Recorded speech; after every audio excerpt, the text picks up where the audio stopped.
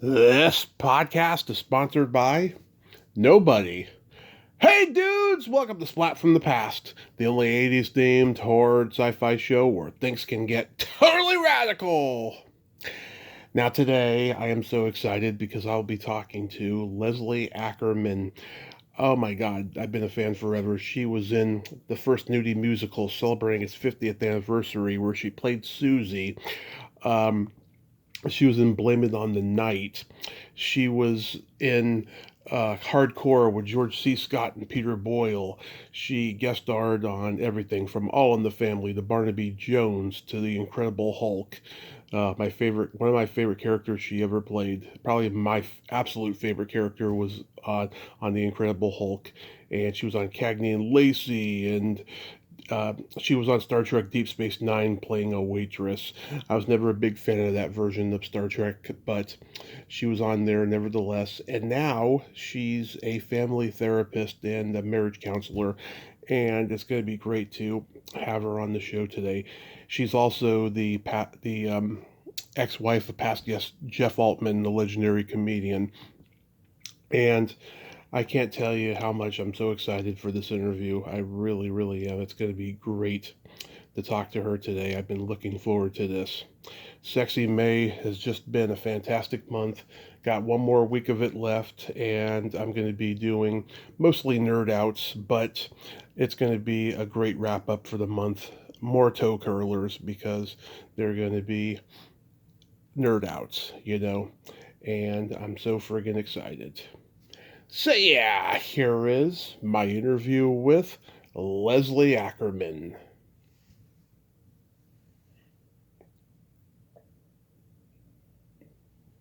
So, going back in time, did you gravitate toward acting early on in your childhood? I did. I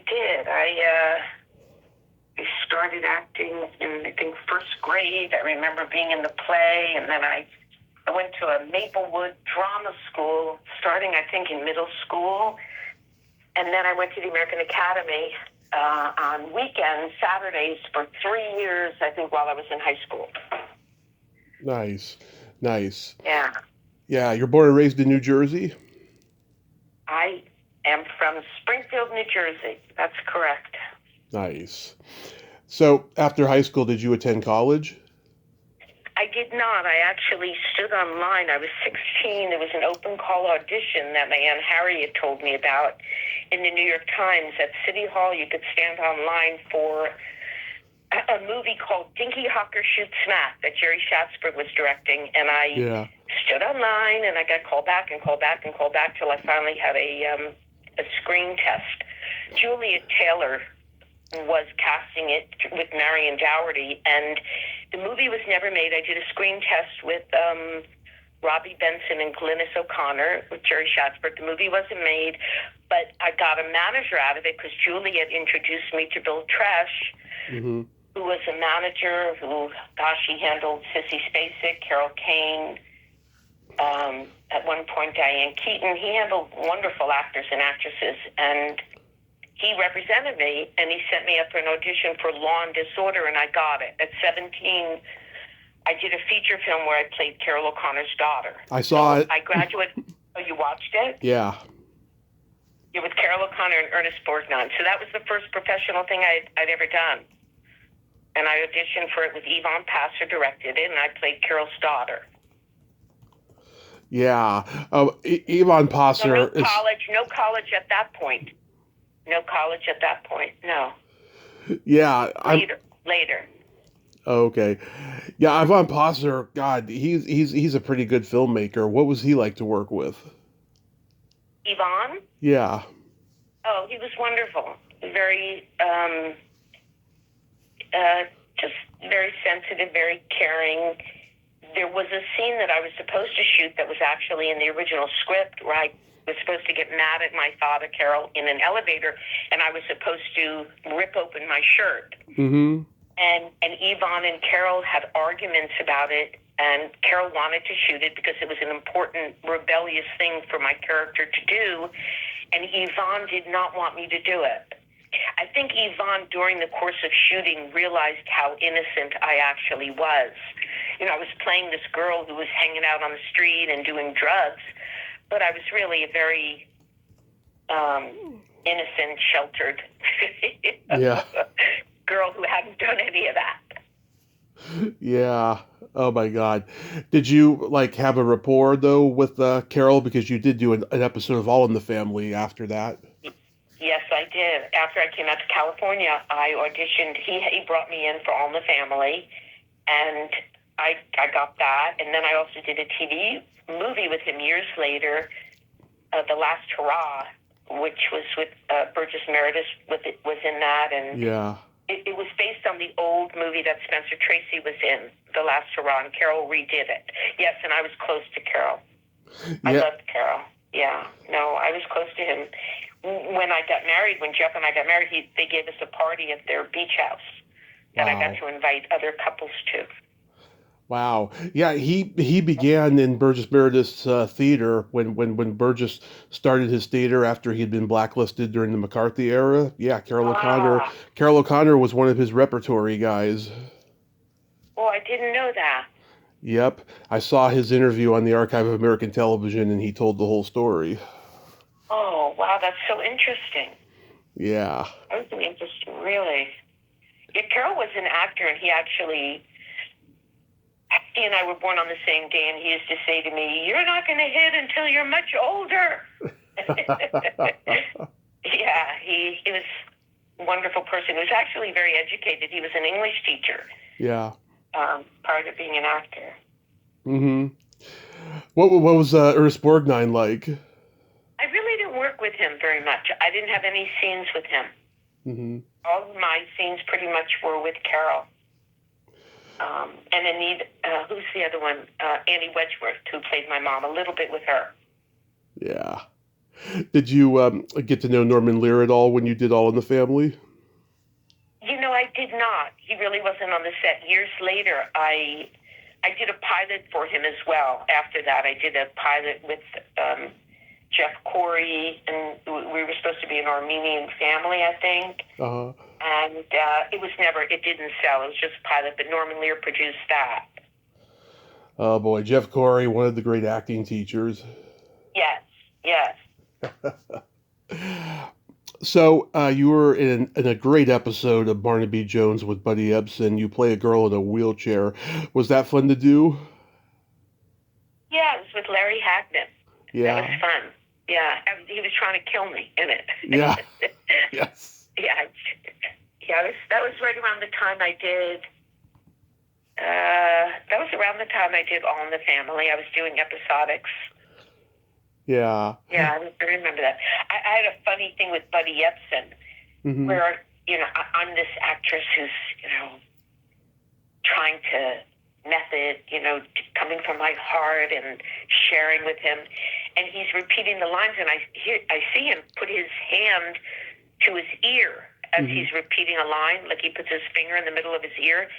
And I realized he was talking to someone, or he was listening to something, and I realized they were feeding him his lines through his little earpiece. I thought, oh, that's a good way to go. Yeah. Yeah. You don't even have to memorize anything. Yeah, plus he was older by that point too, Yeah. Yeah, Tommy Lee Jones was in that episode as well. Wait, what was it? In that Barnaby Jones episode, Tommy Lee Jones was in it. He played like a young cop or something. Oh, maybe. I don't remember. I didn't have anything with him. I don't remember that. Yeah. Larry Hagman played a lot of villains after I Dream of Jeannie. He was trying to get so far away from Major Nelson. I saw him play one on Columbo once, and he was always playing bad guys in the 70s before Dallas. And JR was even a bad guy in and of himself, Oh, yeah. Yeah. Were you in the pilot for Welcome Back, Kotter? I was. That was actually the first job I did when I came out here. I came out here when I was 18. Yeah. Yeah, that was the first job I got. Before that, I cleaned a couple houses and babysat. And then I got Welcome Back, Kotter. I never had to do another job. I was lucky. Yeah, well, so what happened? Were you going to be a regular cast member, or or what Yes, happened? and they went. Yes, but they went with all the boys. Okay. They went with just the Sweathawks. Okay. Eventually, yeah, they just that was their choice.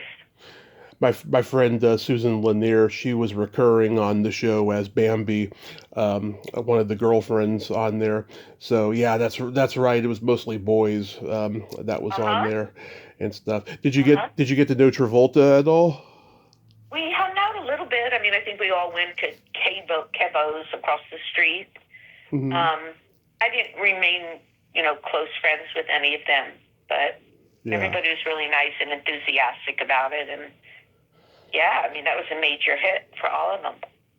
Yeah, Garrett Brown. I'm currently trying to again get in. Oh wait, is that his name? Oh, Gabe Kaplan. I'm thinking of Gabe. Oh, yes, Gabe. Gabe Kaplan, brilliant comedian. Yes, stand up. Uh-huh, absolutely. Yeah, was he making everybody laugh? I don't remember that.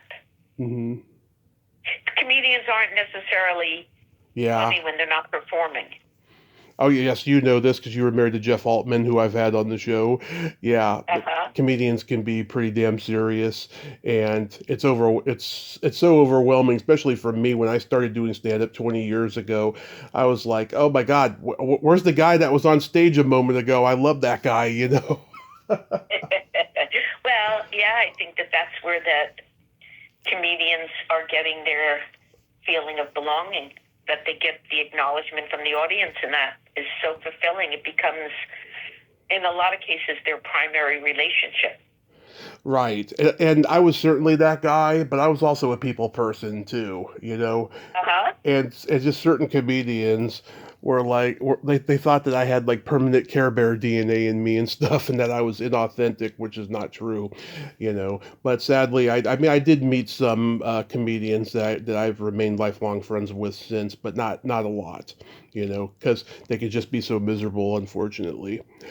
Yeah, and I don't know if they're, miserable, but I think that they're, probably tortured in some way to be that funny. I've actually been working on a documentary. I don't know if you saw the sizzle reel I had No. up on my Facebook. I think I put it up there, but it's now being edited into a piece that's either going to be a film or a series. But I have hours and hours and hours where I interviewed comedians on their childhood, on them, getting into comedy, and whether or not they have depression, anxiety, OCD, or addiction. Yeah. And I ask all of them, and I had the opportunity to interview several that are deceased now. Richard Lewis, I spent 90 minutes with Louis Anderson. Oh. Johnny Witherspoon. I just talked to Angela yesterday. She says hi, by the way. Oh. Yeah. Oh, she's lovely. God, she was so funny. I mean, I remember when she gave birth to one of her boys, and she told the funniest story about wanting to do it naturally because she had been through the Lamaze and everything and wanted to give birth without anything. And then finally, at the last minute, she starts screaming for the anesthesiologist, Dr. Wright! Dr. Wright! She just, I remember her doing that. It was so funny. He was very funny, Johnny.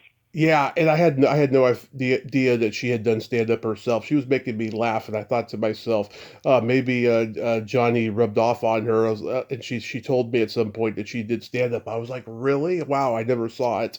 You know. No, she was very funny. She is funny. She's very funny. Yeah, Jeff and I went to Johnny's funeral. I think that was a shock. Shock. Yeah, he was a very funny guy. Wonderful guy.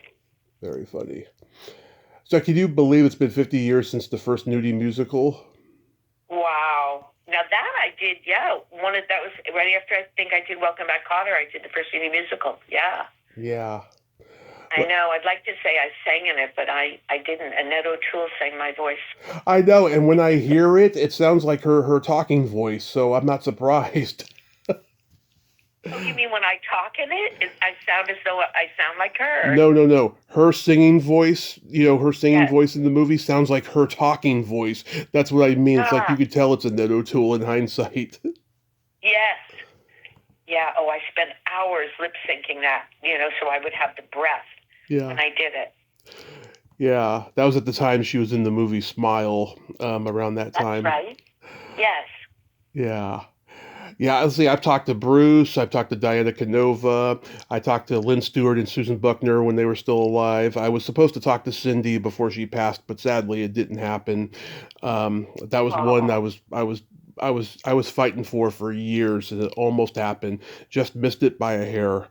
Um, Oh. so how did you get cast in it?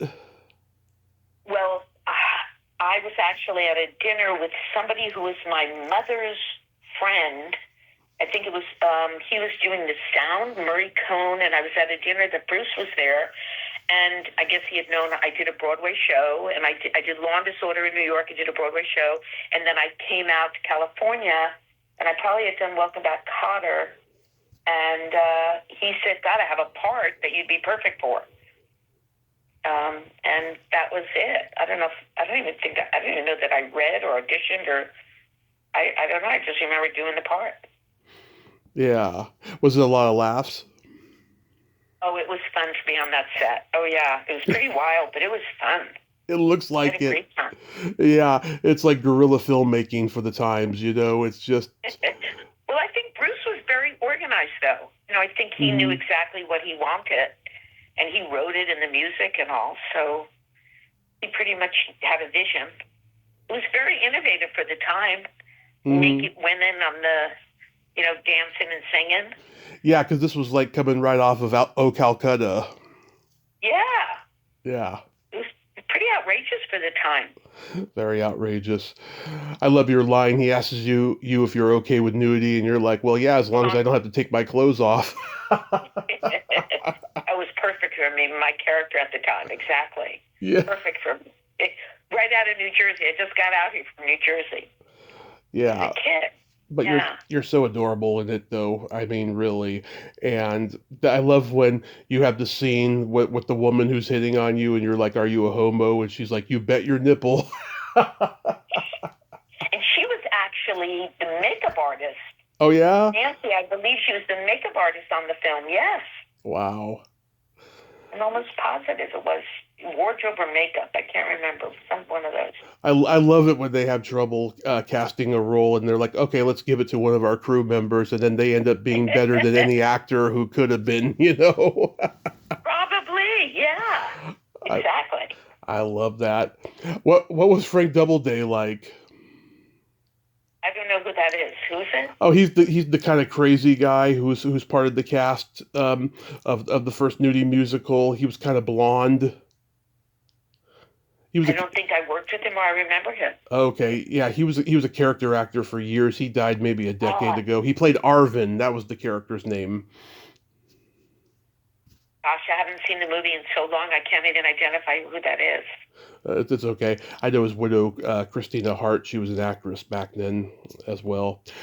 Yeah, the ending, I've told everyone this. The ending always tears me up with Stephen and Cindy ending up together, because the whole time you want it to happen, and eventually it does. After the play opens, everything's a success. Now they can finally be together. Oh. Yeah. And now when the movie got bought by Paramount, I mean, was everybody like anticipating this was either going to be the biggest hit of all time or the biggest flop of all time? Because I know Cindy was concerned because it came out right when the Laverne and Shirley pilot was airing, and she thought either or was going to ruin her career. Oh, no, I don't know. I didn't have the concern, I think, for myself. I wasn't in that position, but I can understand that for Cindy. You didn't think, having that concern. You didn't think, oh, I have to put a bag over my head because my family's gonna disown me or something. No, it's a cute film. I think it's pretty benign. Yeah. I guess because there's nude people in it, nude women in it. Yeah. And women in it. Yeah. I could see where she might be worried, but it was done all tongue in cheek. I don't think it's, I mean, it didn't affect her in a negative way, did it? No, because when Laverne Shirley aired for the first time that same week, I mean, it was a ratings hit right out of the gate, right? But her film career was officially over after that because she had done American Graffiti and The Conversation before that, Right. and she was a film actress. And back then, you either had to be a film actress or a TV actress to be a star, and then Mhm. she became a TV star. Yeah. Yeah. Yeah, that doesn't apply to now, probably. With all the streaming, you could do anything. Oh yeah, the big movie stars, they're doing the streaming shows now, the limited series on Netflix and Hulu and Amazon. Yeah, it's a Sure. completely different landscape, for sure. I saw Joyride to Nowhere for the first time the other night, Oh, gosh. and oh my God, I was cracking up at Mr. Mushnick from Little Shop of Horrors. Mel Wells playing that sleazebag when you girls are like showering at his house and he's trying to make a Oh, play for you. Oh God, I just did not expect that. I thought it was hilarious. yeah. How about the Len Lesser? I was in acting class with Len Lesser. Uh, He did things. I mean, he gave me and um, her name was Sandy. You know, I never got paid for that film. I'm sorry. I never got paid for that film. Oh yeah. Not a nickel. And I was on that set. I had most of the lines. Oh boy. Other than the car crashes, a lot of car crashes. Oh wow. Now Sandy Allen. Sandy Allen, you two had really good chemistry. Did you become friends with her? You know, I did a little bit. I think I was a little bit. And then years later, I ran into her at an exercise class in Studio City. And I think she had been married and she had a couple kids. She was sweet. Yeah. Sandy Serrano, I think was her name. But she got married. Yeah. Yeah, her IMDb credits stop after the 70s, so I don't know what happened to her. Um, Right. and I know one of the writers, John Goff, he's been on here a couple times. And the other guy, his buddy Buck Flower, was the other writer. He, of course, is the homeless guy in Back to the Future. Oh, uh-huh. Yeah, those low budget exploitation movies, they're so awesome. I love grindhouse flicks. You know, Yeah. were you in Cracking Up with the Fire Sign guys? I was. Yes. I'm Yeah, in, I think, a couple scenes in that. Yeah. yeah, It's interesting. Yeah. because I I was in that one. because I know Phil Proctor and David Osmond. They've been on here. I know Steve Bluestein. I knew Mike Mislove and David Lander, who of course is Squiggy on Laverne and Shirley. They were all in that, and I remember seeing it once a long time ago, but I barely remember it though. Where did you play in it? Oh, I don't remember. I was a court stenographer and it's something else. I forget. Protesting. I really don't remember. I don't even know that I've seen the whole film on Cracking Up. But they're very funny people that were involved in it. Yeah, because it said Very brilliant, smart, funny people involved in that film. yeah, because it said on IMDb that you were in it, but it didn't have your character name or anything like that. So I was I just don't know that I had a character name. Yeah. I was just curious about that. Tell me about the CPO Sharky experience. Senior Sharpie. Don Rickles. Yeah. I come out and said, Ackerman, Ackerman. Hmm. Are you part of the tribe? Ackerman, where are you from? Yeah. I said, New Jersey. Oh, yeah. What does your father do? I said, he's a judge. Ah, Judge Ackerman's daughter. He was funny. He was funny. Yeah, no, I liked it. I actually had a bigger scene where I tried to get him out of the bathroom. I played a steward, because he had flight paranoia. He was, Yeah. phobic, hiding in the bathroom, and I had to convince him to come out, but it was cut from the episode, so I never got to see it, or I don't know. So that was that. But he was nice. Yeah, funny. Yeah, did he insult you? Oh yeah, that's how I knew he liked me. He would come after me. Ackerman. Yeah. Yeah, I've talked to Barry Pearl and Peter Isaacson and Harrison Page, who was on that show. And How's Harrison? I love Harrison. Harrison's God, I haven't talked to him in years. Harrison's great. And he told me the story about when him and Don were shooting an episode and Johnny Carson came next door. He interrupted it. Johnny Carson was on the next set. Yeah, right next door. Yeah. yeah. He said he was shaking like a leaf on a tree because he had never even met Johnny Carson, and he was just like, "Oh my God, Johnny Carson is right here in front of me." And he said, "That's the closest I ever came to being on the Tonight Show." Yeah. Oh, that's hilarious. You were in Hardcore with George C. Scott and Peter Boyle. Now in that one, you were nude, right? I wasn't nude. I take my shirt off. I do. Yeah. And before I did it, all my scenes are with George C. Scott. And when I got that part, because I had an audition and on tape and Hmm. with Paul Schrader, and when I got the part, there was that part of the scene where I'm supposed to. He's looking for his daughter. He's a very religious man, and his daughter apparently got into prostitution. Yeah. And he was searching for his daughter. So he comes into one of these places in San Diego where I think I'm cutting a pattern of a dress on the floor, and George C. Scott comes in to take a session, basically to just find out information, hoping to lead him to his daughter. And he does a session with me, and in the session, I take my shirt off, I put it right back on. But when I got that part, I contacted my father and I said, "Dad, I just want you to know because I was working, I was doing other things. I said, there's a role that I've been offered. I had to go through all this auditioning, and it's a film called Hardcore, and I'm supposed to take my shirt off in the scene." And my father's, who is it with? Who else is in it? I said, "Well, it's with George C. Scott," and my father adored Patton and George C. Scott, and he said, "Well, if it's with George C. Scott, do it."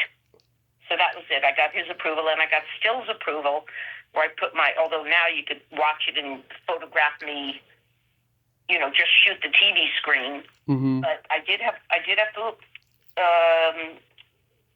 Still's approval, and I crossed out everyone that showed my breasts, but now you could see them. Anyway, whatever. It is what it is. You looked great, I have to say, and I talked to Gigi Vorgan. She had a nude scene with Peter Boyle in the movie, and she looked great too. Yeah. And I also remember there's a scene where like a porn movie is being shown, and Ed Begley Jr. is a soldier. Oh, really? Yeah. Yeah. Oh boy. Yeah. And that was directed by Paul Schrader. Yeah, Paul Schrader was terrific. Yeah. No, and he paid for us. I think it was for Susan Hughley and myself, and I know for me that I got to hang out with an actual prostitute in San Diego before I did my scenes, and I just remember spending time with her and really questioning her. What goes through your mind? Mm-hmm. And what does it take to be able to have sex with people you're not involved with? And she had a boyfriend, and she said basically she's one lewd down. Mm-hmm. She was just on drugs. I mean, they had to be drugged. Yeah. And since becoming a therapist, I've worked with a few people that have, unfortunately, had to rely on prostitution to pay their bills, and most of them were addicts. Yeah. Because I work in some rehabs, so it's generally that, not in my private practice, but where I worked with some women who have been prostitutes, and generally they had to be drugged high. One was a heroin addict, another one was doing other drugs, just to basically have them be unconscious while they were, having sex with people they didn't know or didn't want to know. Yeah. You were on this short-lived series with Carl Malden called Skag. Oh, I'm very proud of that show. Yeah. Yeah, very proud. We had 9 hours on the air. Abby Mann wrote the script. It was Carl Malden played my dad, and Piper Laurie was my mom. Kitty Boxleitner was my sister. Craig Wasson was in it. Yep. And Peter Gallagher was in it. They were my brothers. And just a wonderful, wonderful experience. It was very emotional because I was padded. I was padded 40 pounds for the series. And because I played a fat girl who was also a promiscuous girl, and top of her class. and it was really well written. It was an interesting show, but they offered us 6 more shows, and Carl refused to take it because he felt that it was an insult. He had come from the streets of San Francisco, where they gave him 22 shows, so it felt like an insult, I think, to Carl. You know, they were only offering us 6 shows, but it was at the time of Hill Street Blues, and they were offered 6 shows, and they went on to do another, whatever, 100,000 shows. Not, I'm exaggerating, but yeah, that was a great experience. Very emotional. Yeah. But it was just the character that I played, but I'm proud of my work in that. Was it one of those shows that was just, you know, there was like a hype around it, and I don't know, for some reason, the network was like, okay, this is going to cost too much, so we're just going to pull it out of the schedule or something? Well, like I said, they offered us 6 shows, and Carl said, no, that's an insult. It was at the time, you know, he came from the 22. They loved the show. The ratings were great on the show. It was, I believe my recollection of it was that he took that as an insult. He goes, I'm not just doing 6. Mm-hmm. So that was it. So they shut down the show. That's sad.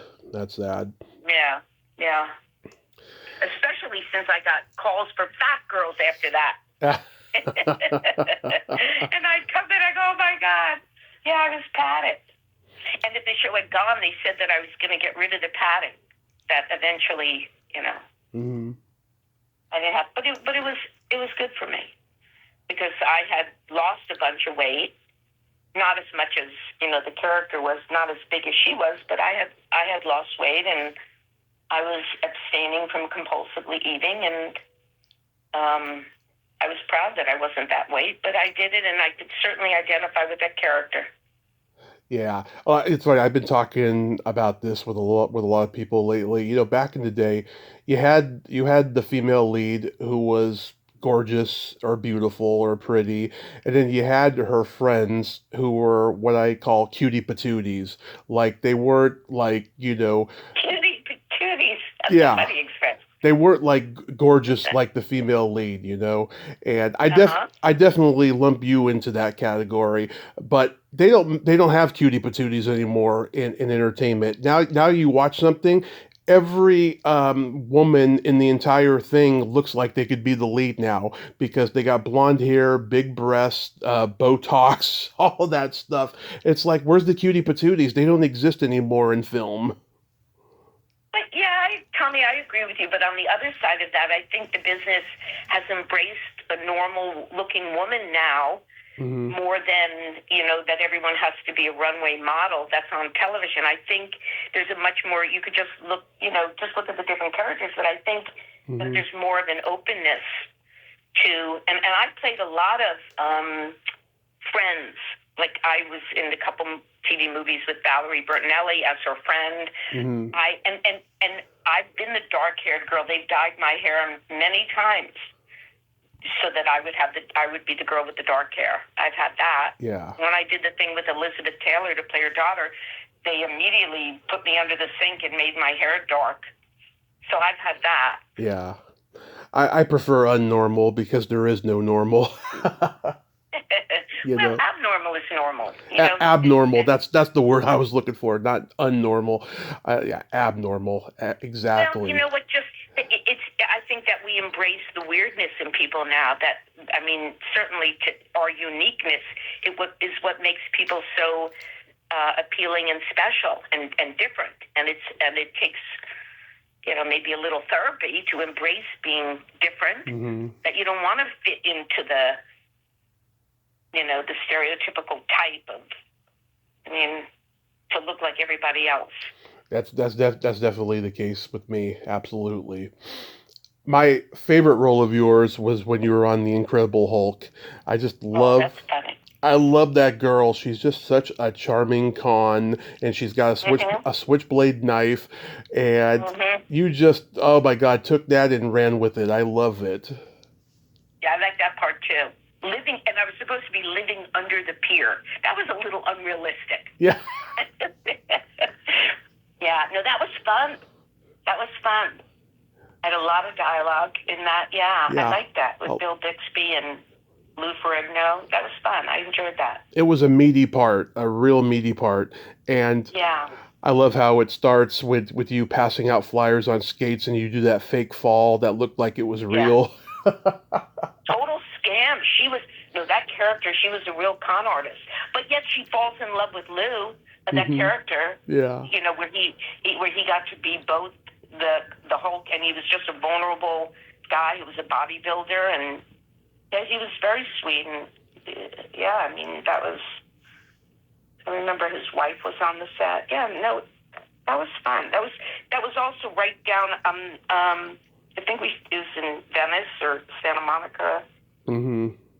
That's where we shot that with the bodybuilders. Yeah, Bill Bixby was a close friend of my great aunt. She was the head of craft services at the Hilton in San Francisco. She knew a lot of famous people who came through there, and she knew the Bixby family very well. She was devastated when he passed away, and yeah, there's a little bit of history there. Yeah, this was like, I think, one of 3 episodes where Lou was out of makeup and he actually played a character. Okay, yeah. Yeah, because this was, I believe, the last season or next to last season. So yeah, by this time he had already been out of makeup. Couple times, yeah. Couple times. No, he was terrific. He really worked on his lines, and yeah, he wanted to do a great job, and he did, I thought. I saw him on a podcast recently. It's funny, he may be, close to 80 now, but still got that Brooklyn accent and that lisp, and it hasn't changed, at his age. And he comes off so humble when he talks. Mm-hmm. Very accessible, authentic. Yeah, he could have been a wrestler or a boxer, and he wouldn't have changed, Uh-huh. He was a major bodybuilder. Yeah, him and Arnold, they did that documentary Pumping Iron. Uh-huh. I think that's where they got their SAG cards, or pretty close to it, at least. Yeah. Oh. My dad had that on tape. My dad, he wasn't a bodybuilder, but he lifted weights, my dad. And we used to watch that documentary all the time when I was a kid. Really? Did you get into bodybuilding? No, I'm terrible at it. So I have a rare growth disease called Simpson-Galabi syndrome. And I have a little bit of muscle in my arms, but not too much. I don't think my body is capable of producing muscle mass like those guys did, But yeah, I mean, I did play football in high school, and I wrestled, and I did my best I could with the weights, but I just could never get, a huge biceps like those guys. Well, I think it's unusual, these bodybuilders. I don't think that's the norm. I think you devote your whole life to that, to get those kinds of muscles. Yeah. I don't care, Yeah, my dad had like the magazines and a book about Joe Weider and all that stuff. I mean, my dad was really into that kind of stuff back then and stuff. I think that's why my dad's been an alcoholic his whole life. It's amazing he's still with us, but I think because he was so active when he was young, I think that's what's kept him going all these years.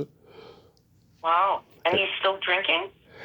He's cut way back in recent years, but he used to be, pretty big. He always had a 6-pack or a 12-pack around of beer. He's always been a beer drinker. Never did the whiskey. My uncle, unfortunately, did, his brother. But no, he's cut way back on it in recent years. For him. Yeah, I know. I knock wood every day. Blame It on the Night was a huge staple of my childhood. I used to see it on Encore a lot when I was a kid. And, as you know, I talked to Byron, and I've also talked to Ted Neely. What was that experience like making that movie?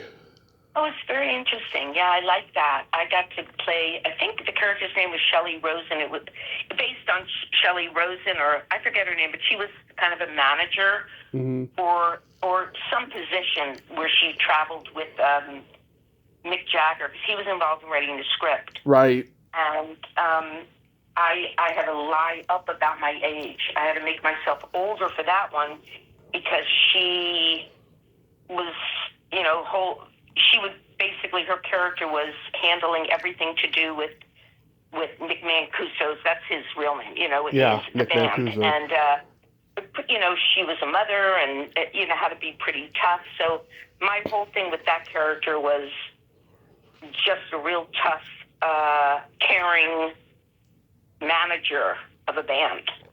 Yeah. And I liked it. I liked that character. It was fun. I to work do. with Nick and Byron.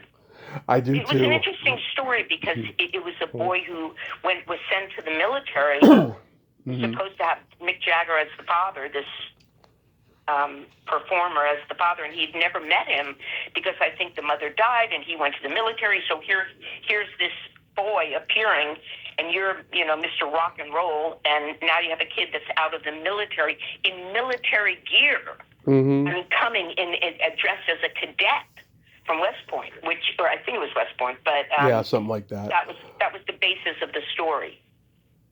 Yeah, and it's such an odd, unique thing for Mick Jagger to do. I mean, years later he produced the biopic about James Brown. I think these two are like his only like behind the scenes ventures of movie making. I mean, he's acted in movies, of course, but this is like out of left field for Mick to do. Yeah. That's interesting. Yeah. I did almost interview Nick Mancuso years ago, and then he left Facebook before I could follow up with him, sadly. But he is a good actor. He was coming off of Ticket to Heaven, where he's in the brainwash cult. I've never seen that. It's a good movie. I heard him do an interview where he said that he tried to be submitted for an Academy Award for it, but because he was Canadian, he wasn't deemed eligible or something, which I think is weird, because I've seen Canadians be nominated and stuff. But yeah, he's really good in it. It's got Saul Rubinek in it and Kim Cattrall in one of her first roles and stuff. It's a very scary movie about being in a cult. I mean, it's a drama, but it's scary, and the brain, the gaslighting tactics that they use to keep them in, and stuff. It's a pretty good movie. You were on Cagney and Lacey. I got to talk to Sharon Gless a few years ago, one of my favorite people I've ever interviewed. How was that experience? It was great. I liked working on Cagney and Lacey because I think it was with Geraldine Fitzgerald. Yes. A major actress, and we were con artists in a scam in a bank, and it was fun. I liked that part. Yeah. Yeah. That was awfully sweet. Me and Geraldine Fitzgerald, who was my aunt, and we were just so sweet and lovely people, but we were ripping people off because it's that thing where you switch money. Mm-hmm. That you get. It's like you find money. I forget what it's called. Not a Ponzi scheme, but it's something like a 3-card Monte, or I don't know what. It's one of those things where like the money. You switch the bag. I find the money, I come in and say, look, I found all this money, and I don't know what to do.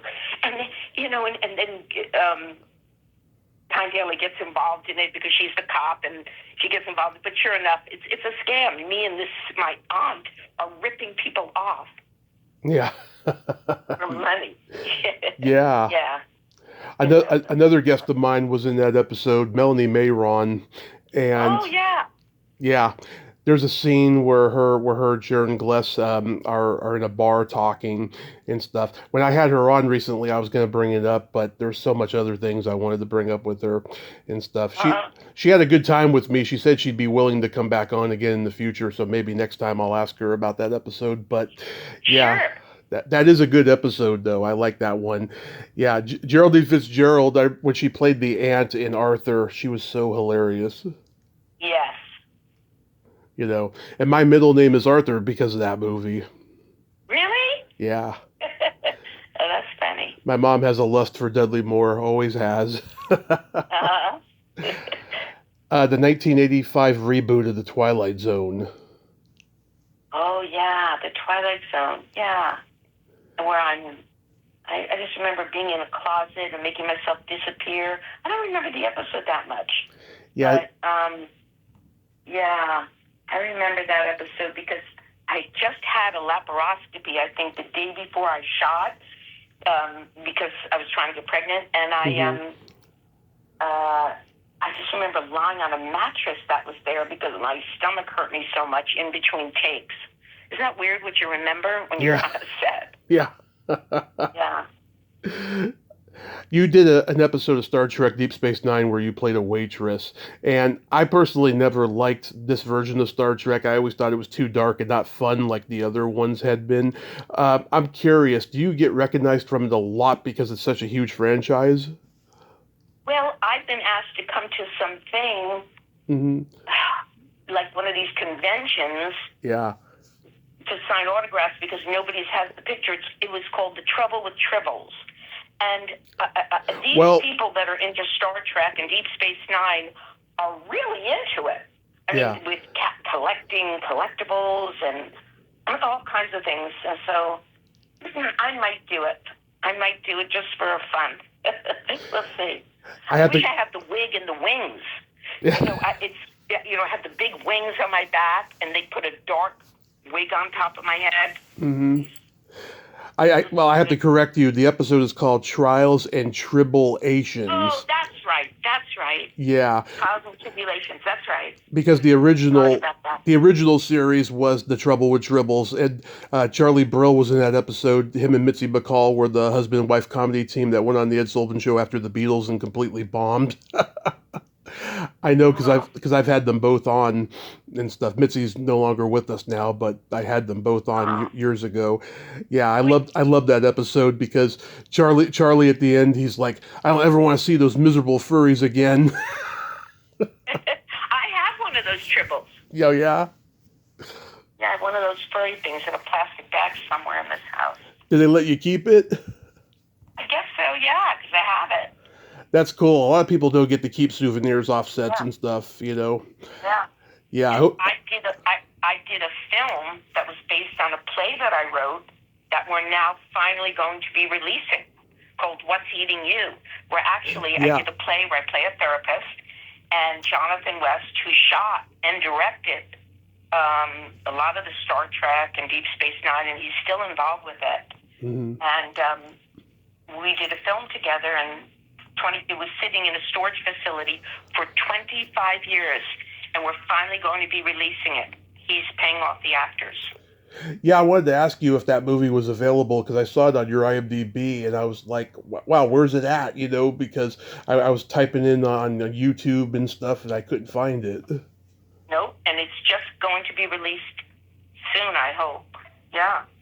Awesome. It's a comedy, and it actually, 2001, it was one of the first HD films made, and it was in an HD festival, and it won Best Feature. Mm-hmm. But so now it's going to be released. Awesome. So I'm excited about that. Yeah. That is so awesome. Because I'm sure. It's pretty tame compared to when it first was made Mm-hmm. in '98. It's kind of outrageous. It was before Something About Mary came out, and it was before Sex and the City. Yeah. But now, compared to everything else that's out there, it's very mild and very tame. It could be a multi-camera show on television now. It's pretty. It's body like the First Nudie Musical. Well, there's not a lot of nudity in it, but some of the subject matter is. But by today's standards, it's very tame. It's not anything. But in it, what's interesting is I play a therapist in it, Mm-hmm. and I hadn't even gone back to school to be a therapist at that point. Mm-hmm. So getting into that, like, what planted the seed for you to become a therapist? Did you just get tired of the business of show business after a while? I think unconsciously, when my marriage fell apart and my husband suffered a clinical depression, Mm-hmm. I think I became interested in mental health. And I think I came to a point where I started going to school. I was so interested in it. And I think unconsciously I always wanted to be a therapist. It was a bigger draw for me. I wouldn't have written the part of me playing a therapist unless, and I started going back to school, Mm-hmm. figure it out. And I was interested. Are all comedians depressed, riddled with anxiety? Do they all have OCD or just my husband? And I got interested in just in general of helping people, of things I couldn't understand. That is interesting. And being an actress is very egocentric. Yeah. It was all about me getting the part, and maybe I'm not I'm not right for the part because I'm not pretty enough. I'm not tall enough. I'm not blonde enough. I don't have the right accent. Whatever it is, she got the part. I did. It's a comparison lifestyle. And then once you get the part, yes, it's fun. I enjoyed acting. I had a great time. I loved it. I get a pension. I mean, but being a therapist is so much more gratifying to see people grow and change and deal with their demons, deal with their trauma. Helping people deal with trauma is my passion. I went to a therapist when I was 21 after my grandmother died, and it was not a good experience for me. He was just, all he was doing was just looking at me, and I wasn't ready yet. I wasn't ready. I was so young, I wasn't ready to deal with whatever I was dealing. And he just told me after the second session, I just needed to get out more. And he was right in hindsight. I did need to get out more. And I did, and I fell into this unhealthy lifestyle working in the bar business, and I was doing comedy and stuff, and it nearly killed me. And it's led me to this point of recovery and starting this podcast. And this has been, God, the best life I've lived, I feel. Oh, good for you. Yeah. Good for you. Did you get involved with the 12-step program? No, let me tell you, the last couple of years I was drinking. I had a friend who I went to meetings with to support him. He had to go through mandatory, court law meetings and stuff. And I was disappointed by what I saw. I saw a lot of guys who they look like they were just placating the group so they can get all the court stuff done, because I actually saw some of them at the bar, like after the meetings and stuff.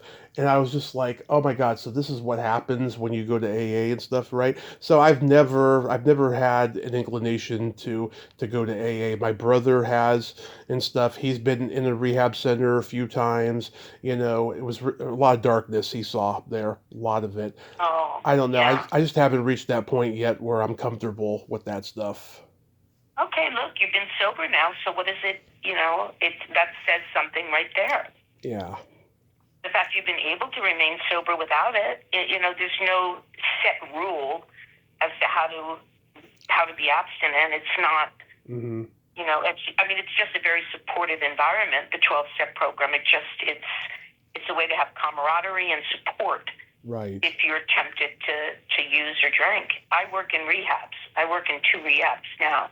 Yeah. I used to work in 3. Yeah. Do you get a satisfaction doing this job than you do when you're acting? Much more. Much more. Oh, it's yeah. Acting, it's fun to play parts. It's different. It would hurry up and wait and waiting and waiting and waiting till your scene comes and right.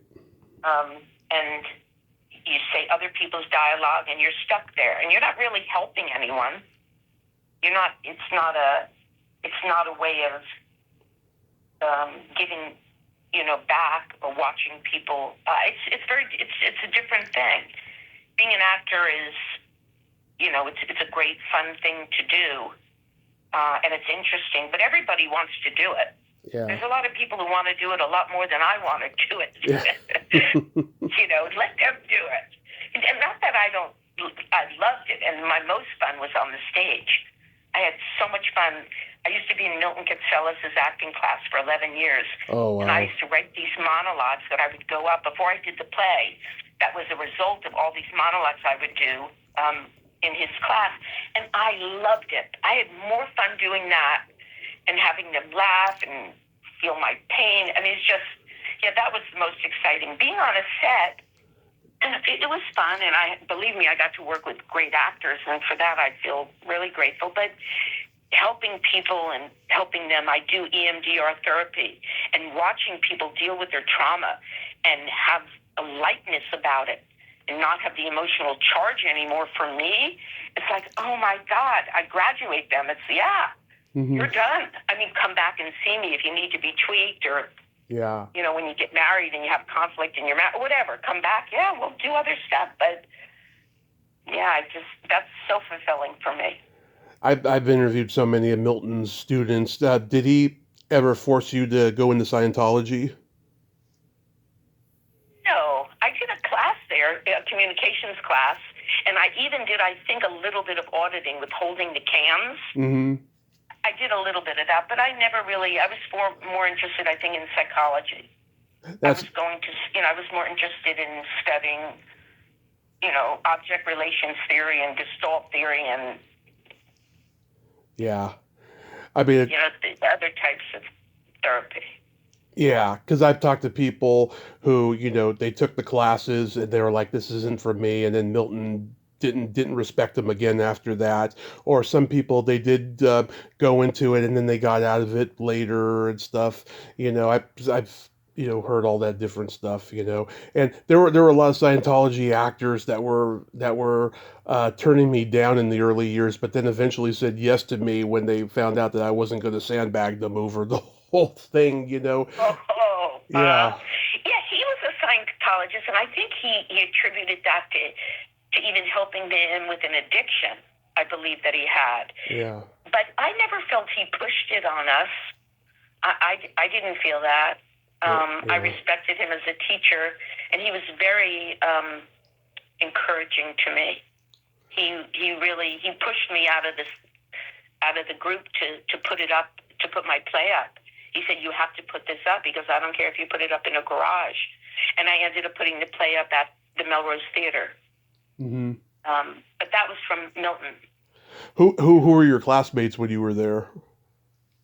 Doris Roberts, Uh-huh. Jeffrey Tambor. Yep. Who else was my classmate? Was Gloria Gifford there? Yes. Gloria. I knew Gloria, yes. Yeah. Lisa Pesha. Yes. Yep. Yes. Yep. Harrison, he was in that class. Harrison Page? Yeah, he studied with Milton. I don't know that I was ever in class with him. I worked with him on CBO Sharkey. Yeah. Yeah, I loved Harrison. Yeah. No, I don't remember him in class. Oh, you know who was in class? Tom Selleck. Oh, yes. Oh, yes. Yeah. Yes. Oh, yeah. Tom was in class.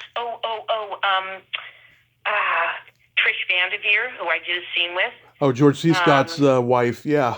Yes. What's her name? Who passed away? She was in play Missy for Me. And Jessica. She was also in Jessica Walter. Modern Family. Jessica. Yes. Yeah. I did a scene with her. Yeah. Yeah. God, it was the golden era. No, I love that class. I lived for that class. That was more fulfilling than any TV show or movie I did. Yeah, that's so awesome. So real quick, we got to play my secret silly game. This is a series of silly slumber party questions. It's no win or lose, just pure fun. And how the game works is I ask you the question, you answer it, then you ask me that exact same question and I answer it. And feel free to comment on the answers because they might be funny. Okay. Leslie, are you ticklish? No. Okay. Tommy, are you ticklish? Oh, yes. If you tickle me without warning, though, I might hit you in the groin. Okay. Is your belly button an innie or an outie? Innie. Awesome. Is your belly button an innie or an outie, Tommy? It is also an innie. I call it the bottomless pit because it's deep. Do you put things in there, like cotton or... No, I mean, just lint goes in there, I did put barbecue sauce in there and dip my French fries in there once. Oh, jeez. I wouldn't be dipping them in there, but okay. They were clean. It was clean. All right. What color are your toenails painted? I think they're like a rose color. Okay. What color are your toenails painted, Tommy? They are sparkly right now. Are they really? Yep. I've been painting my toenails since I was 13. You do them by yourself? Yeah, I used to get them done professionally, but then a couple things happened. Inflation went up, and then I got fungus, so I was just like, nah, I'm doing it on my own. Ew, yeah, that'll definitely deter you from getting your nails done if you have a fungus infection. They don't go away, right? No, it was nasty. Yeah, ooh. What would you say is your best personality trait? Empathy, maybe?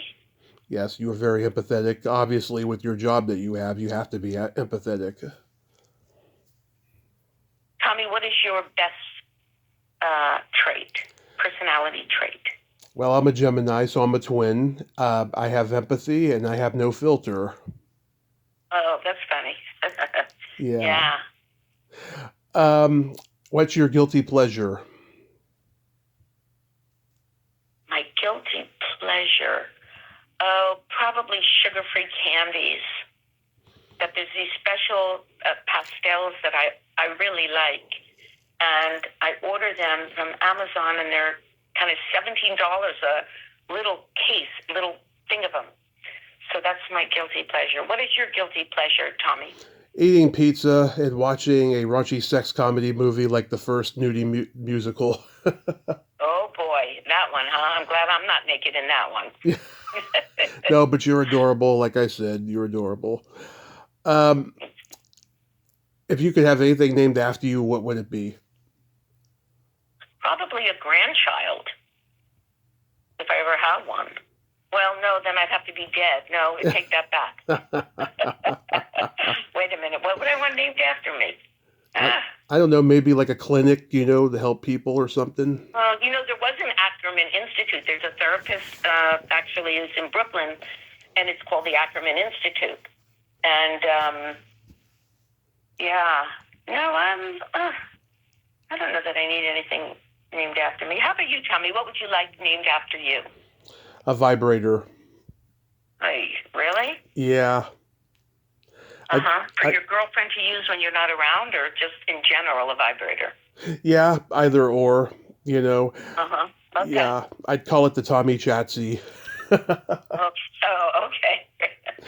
And then my favorite question, is there a stinky smell that just makes you gag? Probably driving, I remember, from New York into New Jersey, because I did that drive, and there was a period of a stretch of land where, I don't know what it was, but it was some kind of business that was making something, and it was just a horrific smell. Mm-hmm. Like a sulfur sort of a smell.